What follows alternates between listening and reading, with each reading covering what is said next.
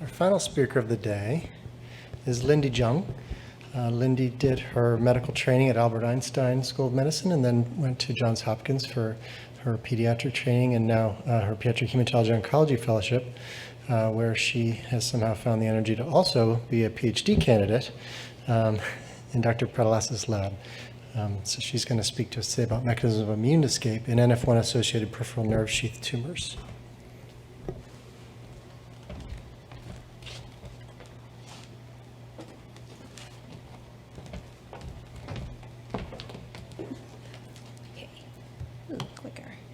Thank you for the introduction, and I'd like to thank CCF for letting me talk at this conference. It's been really amazing to hear everybody's talks and some tough acts to follow. So today, I am going to be talking about the mechanisms of immune escape in NF-associated peripheral nerve sheath tumors. Like my introduction, I am a PET Monk Fellow, and I work under the mentorship of both Dr. Nicholas Yosa and Dr. Christine Pertillis. So as Dr. Shern had so clearly introduced, neurofibromatosis type 1 or NF1 is a neurocutaneous genetic syndrome and affects about 1 in 3,000 births a year. And the genomic hallmark is a loss of function in chromosome 17, which then leads to an absence of the tumor suppressor protein neurofibromin or NF1. Individuals with NF1 have an array of cutaneous and other physical findings, and it affects almost all of the organ systems in the body. So as shown on this slide, they have an array of different findings. They also have a propensity for benign and malignant tumors, and the tumors that I'm interested in are the peripheral nerve sheath tumors. So about 50% of patients with NF1 will develop a plexiform neurofibroma. These are benign tumors that grow rapidly during childhood. They can then progress to an atypical neurofibromatosis neoplasm of uncertain biologic potential, or ANUNUP, more commonly known as an atypical neurofibroma. And these are characterized by hallmark histologic findings that have clinical correlations to having higher risk of malignancy. So we think of them as pre-malignant tumors. And then there are about a 10 to 15% lifetime risk of developing a malignant peripheral nerve sheath tumor, or MPNST. And MPNST is an aggressive soft tissue sarcoma that has an overall poor prognosis. They have a 5-year overall survival rate of about only 50%, and currently the only curative option for these patients is surgical resection with wide margins. You can think because of the location of these tumors within nerve sheath bundles, where there are nerves and blood vessels, it's oftentimes quite difficult to accomplish, and these patients oftentimes also present with metastatic disease. It's been shown that MPNSTs are also relatively chemo-resistant and radiation-resistant. And so really understanding the mechanisms and the biology behind MPNST has led the way to develop newly targeted therapies. For example, MEK inhibitors have been FDA approved now for symptomatic inoperable plexiform neurofibromas. However, we know that MEK inhibitors alone are ineffective in MPNST. So in thinking about the biology and the mechanisms and the pathways that are involved in MPNSTs, our lab and others have really looked at hitting different nodes within the pathways as combinations for the treatment of MPNST. So some proteins that we've been targeting are SHP2, MEK inhibitors, and CDK4/6 inhibitors. Here, I'm showing some in vivo studies in a mouse model with PDXs of these combinations. And you can see across the board that a MEK inhibitor plus or minus SHP2 inhibitor plus or minus CDK4/6 inhibitor show that the combination has additive effects compared to the single agent alone. But we know that these pathways are not just in the tumor cells, they're in all of the cells in the bodies, including the immune cells. And so as other speakers have talked about today, thinking about the microenvironment and all the cells around the tumor that are supporting it, we want to understand how these small molecule inhibitors affect those cells. In particular, I'm interested in the immune cells within this microenvironment. Last year, we published this review article looking at particularly SHP2 as a protein that is involved in some of the pathways in various immune cells. For example, SHP2 is downstream of CSF1R in macrophages, and it is a growth hormone receptor that helps polarized macrophages to more immunosuppressive M2 macrophages. It also plays a role in the PD-1, PD-L1 axis, in which is another way that the microenvironment and tumor cells are able to escape immune surveillance. And so in thinking about ways that these small molecule inhibitors can change the immune microenvironment, we have to first understand what the innate immunity looks like. And so I like to think about it in this framework as the tumor immune continuum. So on the far left, we see more inflamed cells. More inflamed tumors. And those are tumors that have infiltrated immune cells, particularly your CD8 T cells, which are your cytotoxic T cells that do the tumor killing. And those tumors are known to be more favorably responsive to checkpoint inhibitors and other immunotherapies. Whereas on the far right, we have your non-inflamed tumors, which have no infiltrated immune cells. In the middle, we have this phenotype called the immune-excluded phenotype, in which work out of Dr. Yosa and other labs have seen that sarcomas likely fall in this category. You can see that there are immune cells, but the CD8 T cells seem to be sitting on the periphery of the tumor and is ineffectively infiltrating into the tumor. We hypothesized that there are certain proteins and pathways that help create this immune-excluded phenotype, such as the ones that I just talked about, CDK4/6 and SHP2, and that potentially if we use small molecule inhibitors that hit these targets, we can then modulate and reprogram the immune microenvironment to be more of an inflamed phenotype, and thus think about using immunotherapy in combinations with these small molecule inhibitors in the treatment of MPNST. And so in order to think about the microenvironment of MPNST, we first looked at publicly available gene data in the TCGA data set, which included 10 MPNSTs. And here I'm showing in the bluish purple is a cytotoxic lymphocyte signature, whereas in the red is a myeloid signature. And you can see that overall in the MPNSTs, they have a higher myeloid signature than the cytotoxic lymphoid signature. So we want to kind of dig into this myeloid inflammation a little bit further. And we used biospecimen, or human specimens in our JHU NF biorepositories, where we have 4 MPNST tumors and 13 plexiform cases. And we looked at bulk RNA sequencing, and it showed that compared to our plexiforms, the MPNSTs are more enriched in these tumor-associated macrophages, or our M2 immunosuppressive macrophages, as well as seeing a Th2 cell signature in our MPNSTs as well.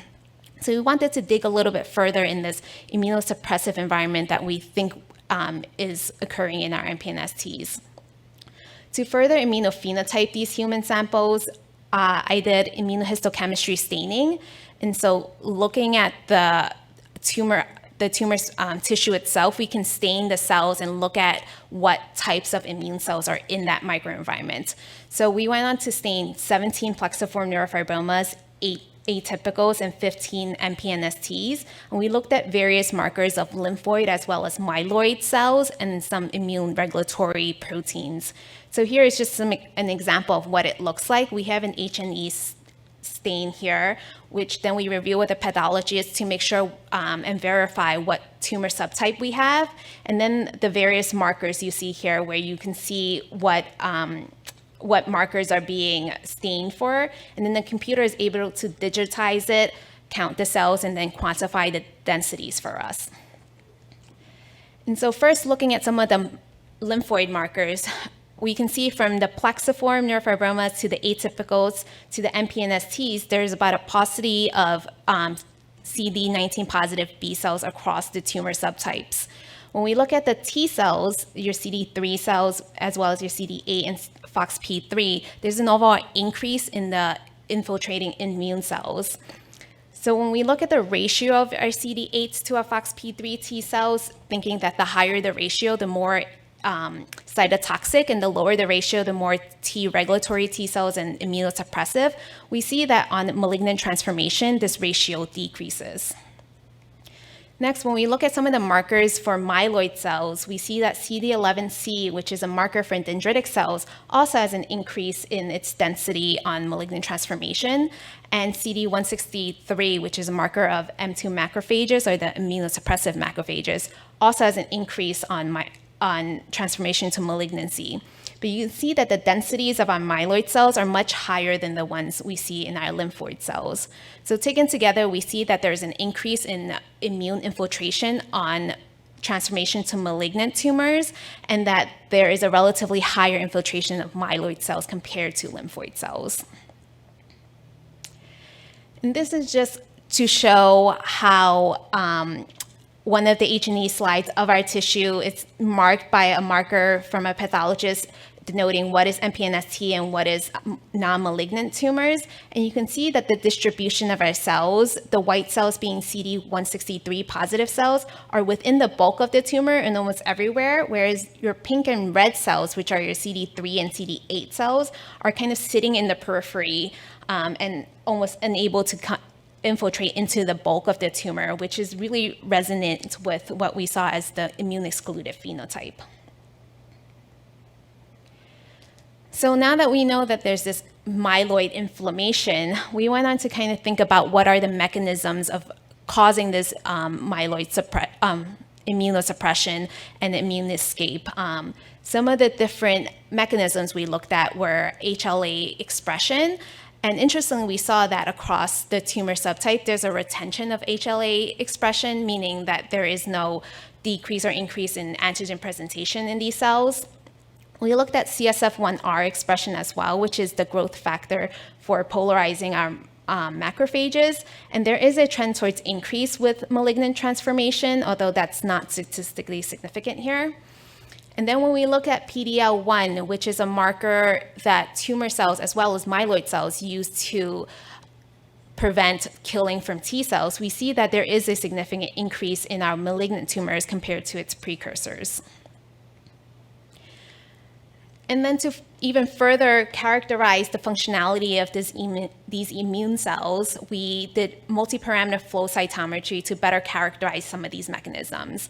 So as part of the NF biorepository and biobank, as we collect human tissues that come out of the OR, I've been isolating the immune cells that are within these tumors as well. And currently I have collected 5 plexiforms, 1 atypical, and 29 MPNST samples for flow.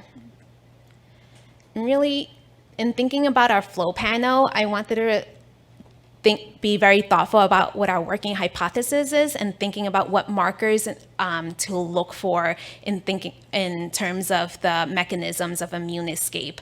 And so remembering in the gene set enrichment analysis, we saw a enrichment in Th2 markers. And so we focused some on the Th2 type inflammation. And what we think is going on is that within the tumor, it's secreting chemokines and cytokines such as TSLP, which activates our dendritic cells to induce a Th2 type inflammation. And then these Th2 cells secrete cytokines such as IL-4, which then recruit our immunosuppressive myeloid cells that we are seeing in some of our data with the tumor-associated macrophages and our myeloid-derived suppressor cells, as well as mast cells. And other labs have studied some of these cells that are important in the NF1-associated peripheral nerve sheath tumor as well. And so these immunosuppressive myeloid cells now are able to secrete angiogenic and growth factors to support the tumor growth, but in the meantime also suppress our cytotoxic lymphocytes and suppressing tumor killing. And so as you can see in the markers that I have in my flow panel, we have an emphasis on Th2 cells, as well as a lot of the immunosuppressive myeloid cells as well, and some immunoregulatory proteins. And so this is just kind of an example of what the flow looks like. This is a representative UMAP of our plexiform compared to a sample of MPNST. And so in the UMAP, each of these points is a cell within the tumor, and they are clustered to become to similarities based on what markers they show on the flow panel. And in kind of the big picture view, you can see that the orange and the yellow cells are tumor-associated macrophages, whereas the blue cells are CD8 positive T cells, and the red and fuchsia pink cells are CD4 positive T cells. And in the MPNST, you can see that the bulk of the immune cells that we see are myeloid cells, compared to what the proportion of myeloid cells in the plexiforms that we see here in these two flow plots. And this, again, is very consistent with what we've seen in our gene set enrichment analysis as well as our immunohistochemistry staining. And so really what I hope I've shown today is that these peripheral nerve sheath tumors are characterized by an immune suppressive microenvironment, that there is a gradient of immune infiltration along malignant transformation in these NF-associated peripheral nerve sheath tumors, and that there's a higher presence of infiltrating immunosuppressive myeloid cells compared to the lymphoid cells on progression to malignancy, and that MPNSTs fall into this category of immune-excluded phenotype. The next steps in my project is to really dive deeper into these mechanisms of immune escape, looking at the subtypes of the immune cells within the flow data, and then to explore how these small molecule inhibitors that are now going into clinical trials for MPNST treatment can maybe reprogram the tumor microenvironment and think about uses of immunotherapy in combinations with them. Lastly, I'd really like to thank both the labs I'm part of and all the individuals in the Pertilis as well as the YOSA lab who've been really helpful in my research and my learning about all my lab techniques. The flow core at Hopkins with Ada, who helps run a lot of my flow. The pathologists that have looked at many of my slides, Dr. Rodriguez and Dr. Gross. The fellowship leadership as well as my graduate program leadership who have been supportive of all of the research I've done, and really the patients and the family and their families who we do this research for and who help us do this research, as well as all my funding sources, including CCF. So then very lastly, I'd just like to put in a plug. We, for our NF1 biospecimen repository, it's publicly available data, and patients who have NF1 at Johns Hopkins get consented, and whenever they go to the OR for either a biopsy or resection, we get a piece of that tumor and we're able to make cell lines. We have PDX models, we have RNA sequencing data, and now I have isolated immune cells from those tumors as well. And that's a QR code if you have any questions or would like to learn more about it. Thank you. Fantastic. Are there questions? Yes. Actually, Tara, can you do the questions? Am I going to get Fabulous work. Are there differences in the tumor-associated macrophages in the plexiform state and the MPNST state? You see them in both, but are they different? Yeah, that's a very good question, and I think I would have to dive deeper into our flow data to kind of see those differences. I think the flow helps us better characterize some of those subtypes of macrophages, but that is a very good question because I know I talked to someone who's working in your lab looking at M1 and M2 macrophages and kind of the proportion of them in the plexiforms, and that would be very interesting to kind of think about. Yeah, because I think the predominant theory, at least from the mouse models of this disease, is that there is a switch. It goes from an inflammatory, some sort of inflammatory macrophage to a immune suppressive, but it's not M1, M2. It seems to be more complicated than that. So it'd be interesting to look at your flow data in a little more depth for those cells. Yeah, no, for sure. Thank you. I think there's a question over there.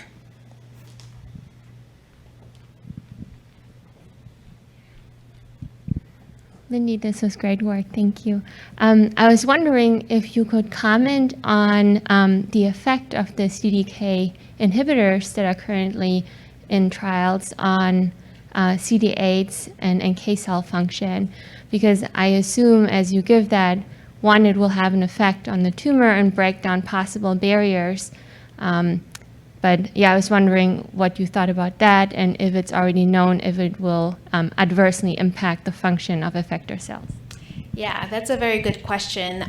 There has been some studies in other tumor subtypes looking at some of the immune regulatory effects of CDK4/6 inhibitors on immune cells. I do think that the literature is a little bit mixed.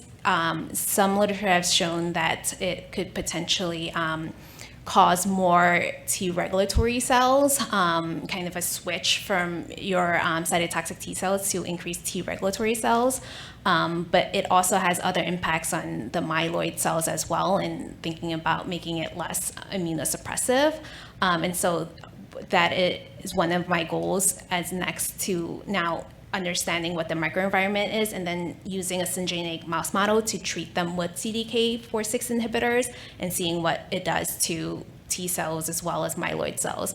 I don't know that people have looked at NK cells particularly, but that would be something interesting to look at as well. And just to add to this, we have a study with abemaciclib, the CDK4/6 inhibitor, open at the NCI for patients with not easily resectable atypical neurofibromas. And we do get biopsy pre-treatment and on treatment, and Jack is actually doing single cell sequencing on those. So this may give us some idea that we'd be happy to take patients, and I think this will generate interesting data. Yeah, no, for sure. And I think it would be very complementary and something we can talk about. You know, I do a lot of immunohistochemistry staining and flow cytometry. We've talked a little bit about doing single cell RNA sequencing, but I know that Dr. Jack Stern does a lot of that. So wondering where we can overlap and work together would be great. Other questions? Thank you. Okay. Congratulations to all of you who've made it to the end of the day.